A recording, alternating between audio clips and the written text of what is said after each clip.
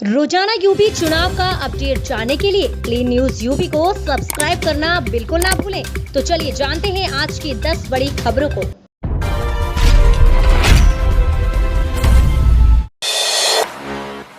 CM योगी के गोरखपुर दौरे का दूसरा दिन, विश्व स्तरीय वाटर स्पोर्ट्स कॉम्प्लेक्स सहित 1305 करोड़ की योजना की देंगे सौगात। मुख्यमंत्री योगी आदित्यनाथ गुरुवार को गोरखपुर को विश्व स्तरीय वाटर स्पोर्ट्स कॉम्प्लेक्स की सौगात देने के साथ ही 1305 करोड़ रुपए की लागत वाली 114 विकास परियोजनाओं का लोकार्पण एवं शिलान्यास करेंगे। मुख्यमंत्री के हाथों जनपद को आईटीआई, पॉलिटेक्निक, गुरु गोरखनाथ चौधपीठ, राजकीय इंटर कॉलेज, सामुदायिक स्वास्थ्य केंद्र, गोरखपुर विश्वविद्यालय में छात्रावास, ड्रग वेयर हाउस, ओवरब्रिज, 4 लेन, कई सड़कों, नालियों समेत हर विधानसभा क्षेत्र में विकास कार्यों की सौगात मिलने जा रही है। गुरुवार को गोरखपुर की विकास यात्रा में एक और स्वर्णिम अध्याय जुड़ेगा, जब मुख्यमंत्री रामगढ़ झील के समीप वाटर स्पोर्ट्स कॉम्प्लेक्स का उद्घाटन करेंगे। ये पूरे उत्तर प्रदेश के लिए अनुपम सौगात है। प्रदेश में यह सरकारी सार्वजनिक क्षेत्र का इकलौता वाटर स्पोर्ट्स कॉम्प्लेक्स है। राज्य में कुछ शहरों में वाटर पार्क है, तो सिर्फ मनोरंजन के लिए गोरखपुर का वाटर स्पोर्ट्स कॉम्प्लेक्स राष्ट्रीय अंतर्राष्ट्रीय जल क्रीड़ा प्रतियोगिता एवं इस संबंध में खिलाड़ियों के प्रशिक्षण को ध्यान में रखकर तैयार किया गया है। पीएम किसान 1 जनवरी को 2 करोड़ से अधिक किसानों के खातों में नहीं आएगी 2000 रुपए की किश्त, ये है बड़ी वजह। पीएम किसान सम्मान निधि की 10वीं किश्त का इंतजार कर रहे करोड़ों किसानों के लिए अच्छी और एक बुरी खबर है। अच्छी खबर यह है कि 10वीं किश्त बिना केवाईसी के ही किसानों के खातों में भेजी जाएगी। बुरी खबर यह है कि प्रधानमंत्री नरेंद्र मोदी 1 जनवरी को पीएम किसान से जुड़े करोड़ों किसानों के लिए नए साल का तोहफा देने जा रहे हैं, लेकिन इनमें से करीब 2 करोड़ से अधिक किसानों को यह तोहफा 1 जनवरी को नहीं मिलने वाला है। नए साल के पहले दिन पीएम मोदी प्रधानमंत्री किसान सम्मान निधि के तहत 10 करोड़ से अधिक लाभार्थी किसानों को 2000 रुपए और 20 करोड़ रुपए की 10वीं किश्त जारी करेंगे। पीएम किसान पोर्टल पर दिए गए ताजा आंकड़ों के मुताबिक प्रधानमंत्री किसान सम्मान निधि योजना के तहत 12.30 करोड़ से अधिक किसान रजिस्टर्ड हैं और 1 जनवरी को 10 करोड़ किसानों के खातों में 10वीं किश्त या दिसंबर-मार्च की किश्त के रूप में 2-2 हजार रुपए आएंगे। ऐसे में करीब 2 करोड़ से अधिक पीएम किसान के लाभार्थियों को इस तोहफे से वंचित रहना पड़ सकता है। पीएम किसान योजना के अंतर्गत 10वीं किश्त बिना केवाईसी के ही किसानों के खातों में भेजी जाएगी। कृषि विभाग के एक अधिकारी ने कहा है कि अभी कोई भी किसान केवाईसी के लिए परेशान ना हो। दिसंबर-मार्च की किश्त के बाद अग्रिम किश्त में केवाईसी अनिवार्य होगा। इसके लिए पोर्टल पर जब भी केवाईसी होना प्रारंभ हो जाएगी तो सभी को सूचित कराया जाएगा। यूपी विधानसभा चुनाव 2022 के करीब आते ही गृह मंत्री अमित शाह आ जाएंगे लखनऊ, भाजपा संगठन के साथ करेंगे मंथन। उत्तर प्रदेश में विधानसभा चुनाव से पहले भारतीय जनता पार्टी बीजेपी ने अपनी पूरी ताकत झोंक दी है।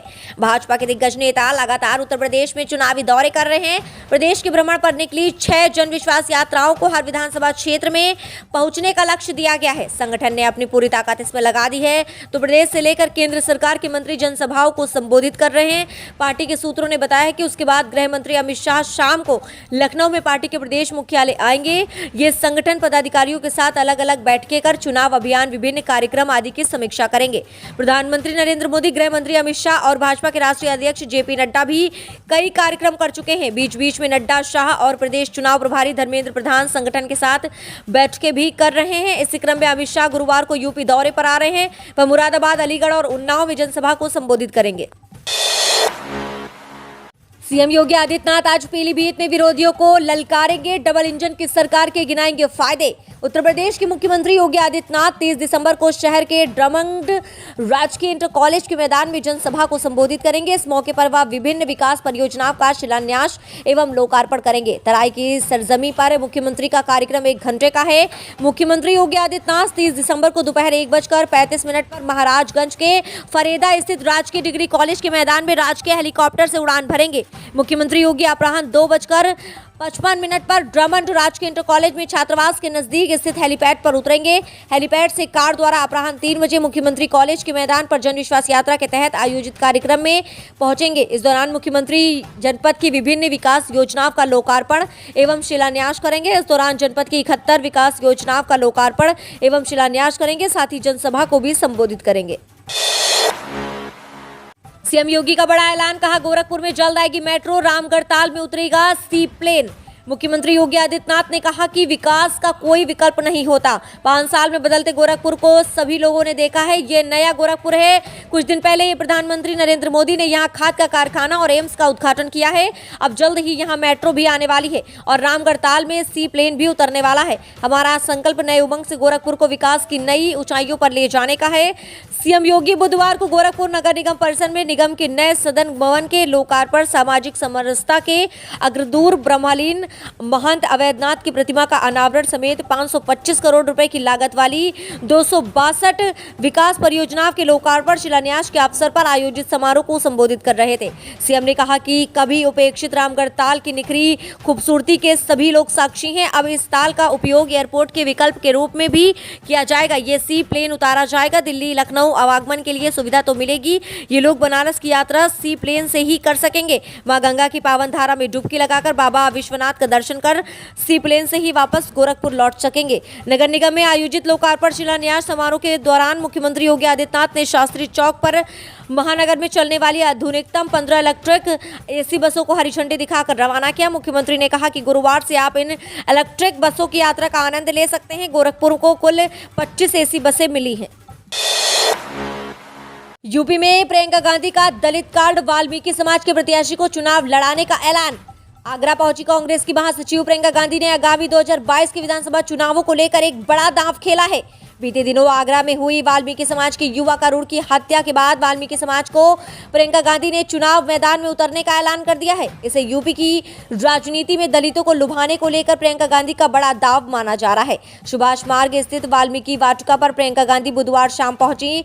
इस दौरान वाटिका के अंदर सिर्फ 70 लोगों को ही प्रवेश दिया गया था। प्रियंका ने कहा कि वाल्मीकि समाज इतना कमजोर नहीं है। वाल्मीकि समाज खुद लड़कर अपने अधिकार ले सकता है। प्रियंका गांधी के आगरा में होने से एक बार फिर ये सियासी पारा चढ़ा हुआ है।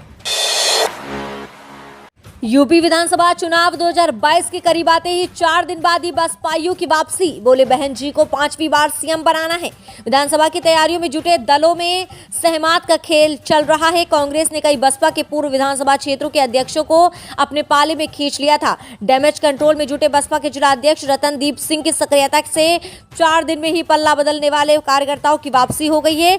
सभी ने घर वापसी होने पर बसपा में ही रहने की शपथ ली। साथ ही मायावती को सीएम बनाने के लिए सघन जनसंपर्क व पार्टी की रीति नीति जन जन तक पहुंचाने का वादा भी किया। जिला अध्यक्ष रतनदीप सिंह ने बताया कि किन्हीं कारणों से ये पार्टी कार्यकर्ता कांग्रेस में शामिल हो गए थे। पाला बदलने वाले सभी ने कहा था कि वह अपने घर में वापस लौट आए। उन्होंने कहा कि बसपा पूरी ताकत के साथ विधानसभा चुनाव में जुटी हुई है। कांग्रेस ने उनके कुछ कार्यकर्ताओं को झांसा देकर तोड़ने का प्रयास किया था। अब तो बहन जी को 5वीं बार सीएम बनाना है। इसके लिए संगठन को मजबूत करने के लिए काम करना है। दिन रात घोषित विधानसभा प्रत्याशियों के लिए ग्रामीण अंचल में भ्रमण करेंगे। कांग्रेस के गढ़ रायबरेली में योगी की नजर। 31 को सीएम जनसभा को करेंगे संबोधित। जिला कमेटी और पदाधिकारियों के साथ बैठक भी होगी। सोनिया गांधी के संसदीय क्षेत्र रायबरेली में अब योगी की नजर। सपा के राष्ट्रीय अध्यक्ष अखिलेश यादव व कांग्रेस की राष्ट्रीय महासचिव प्रियंका गांधी वाड्रा, केंद्रीय मंत्री स्मृति ईरानी के दौरे के बाद सीएम योगी आदित्यनाथ को 31 दिसंबर को दौरा है। ये वहां जनसभा को संबोधित करेंगे। 31 दिसंबर को 1 बजे ITI स्पोर्ट्स ग्राउंड पहुंचेंगे। यहाँ पर जनसभा को संबोधित करेंगे। सपा के राष्ट्रीय अध्यक्ष अखिलेश यादव के दौरे के बाद मुख्यमंत्री योगी आदित्यनाथ कांग्रेस के गढ़ में जनता की नब्ज टटोलेंगे। यही नहीं, जनसभा को संबोधित करने के बाद जिले की कमेटी पदाधिकारियों के साथ बैठकें भी करेंगे। सीएम के आने को लेकर युद्ध स्तर पर तैयारियां हो गई हैं। सड़क पर पैच वर्क और साफ सफाई आदि का कार्य किया जा रहा है। अखिलेश बोले हमारे एक रथ के आगे भाजपा के 6 रथ हो रहे नाकाम। समाजवादी पार्टी के राष्ट्रीय अध्यक्ष एवं पूर्व मुख्यमंत्री अखिलेश यादव ने कहा कि उत्तर प्रदेश में समाजवादी पार्टी के एक रथ के मुकाबले भाजपा के 6 रथ नाकाम साबित हो रहे हैं। समाजवादी विजय रथ के पहिए जहां जहां घूम रहे हैं, जन समर्थन की आंधी उठ रही है। हर तरफ उमड़ता जन सैलाब संकेत दे रहा है कि अब भाजपा के दिन बीत गए हैं। समाजवादी विजय रथ की यात्रा आबाद गति से बढ़ता हुआ प्रचंड बहुमत के रास्ते को प्रशस्त करने में सफल होगा। लखनऊ के डॉक्टर राम मनोहर लोहिया सभागार में अखिलेश यादव ने बड़ी संख्या में समर्थकों एवं कार्यकर्ताओं को संबोधित करते हुए कहा कि सन 2022 में लोकतंत्र को बचाने का अंतिम चुनाव है। भाजपा अपनी नाकामियों को लेकर बुरी तरह बौखला गई है। विधानसभा चुनाव में अपनी हार सुनिश्चित देखकर भाजपा लोकतांत्रिक मूल्यों की हत्या पर उतारू हो गई है। अखिलेश ने कहा कि ऐसा पहली बार हुआ है जब राजनीति में विश्वास का संकट पैदा हुआ है। सत्ता शीर्ष की भाषा अभद्र, मर्यादा विहीन और निंदा परक होती जा रही है। भाजपा का कोई विजन न होने से प्रदेश का विकास अविरुद्ध है। किसान तबाह है, नौजवान रोजगार के लिए भटक रहे हैं, उद्योग और काम धंधे बंद हैं। भाजपा राज में प्रदेश की जनता करा रही है। भाजपा के पास अपना काम बताने लायक कुछ भी नहीं है। भाजपा विरोधियों को प्रताड़ित करने और झूठ फरेब की राजनीति करती है। चूंकि अब भाजपा अपने निश्चित हार से गहरी सहमी है, इसलिए वह षड्यंत्र करने में लगी है। जनता इससे भलीभांति अवगत है और वह किसी भी हालात में अब भाजपा को जीतने नहीं देगी। जनता समाजवादी पार्टी की जीत में ही अपनी जीत मान रही है। उत्तर प्रदेश 2022 विधानसभा चुनाव जैसे जैसे नजदीक आ रहा है, चुनाव के आंकड़ों की कुछ तस्वीरें भी बदलती हुई नजर आ रही है। इन आंकड़ों को देखते हुए आज हमने एक जनता की राय के अनुसार ओपिनियन पोल तैयार किया है कि अब की बार क्या लगता है कि कौन मुख्यमंत्री बनेगा। क्या योगी आदित्यनाथ की दोबारा से सरकार बन पाएगी या फिर बाजी पलट देंगे अखिलेश यादव, ये तो जनता ही तय करेगी। आइए बात कर लेते हैं यहाँ पर सीटों की कि किस पार्टी को कितनी सीटें मिल रही हैं, कौन सी पार्टी उभर कर सामने आ सकती है। कुछ हद तक हमने ये जानने की कोशिश की है उत्तर प्रदेश 2022 विधानसभा चुनाव के ओपिनियन पोल के जरिए। तो चलिए सबसे पहले बात कर लेते हैं बीजेपी की। बीजेपी को यहाँ पर मिल रही है 128 विधानसभा सीटें। अब बात कर लेते हैं समाजवादी पार्टी की। समाजवादी पार्टी को यहाँ पर मिल रही हैं 195 विधानसभा सीटें, क्योंकि समाजवादी पार्टी यहाँ पर काफ़ी अच्छा प्रदर्शन समाजवादी पार्टी भी कर रही है। बसपा की बात करें तो बसपा को यहाँ पर मिल रही हैं 45 विधानसभा सीटें। अब वहीं बात कर लेते हैं कांग्रेस की, तो कांग्रेस के हिस्से में आ रही हैं 31 विधानसभा सीटें। अन्य को यहाँ पर मिल रही हैं 4 विधानसभा सीटें। ये रहा उत्तर प्रदेश का ताज़ा ओपिनियन पोल। इस ओपिनियन पोल को देखने के बाद ऐसा लग रहा है कि एक बार फिर से समाजवादी पार्टी की सरकार बन सकती है। फिलहाल ये तो आने वाला वक्त ही बताएगा। अब आप हमें कमेंट के माध्यम से ज़रूर बताएं, अपनी राय ज़रूर दें कि अब की बार कौन से मुख्यमंत्री बन सकते हैं, कौन बैठेगा सीएम की कुर्सी पे। अपनी राय हमें ज़रूर दें, आपकी राय हमारे लिए बेहद ज़रूरी है।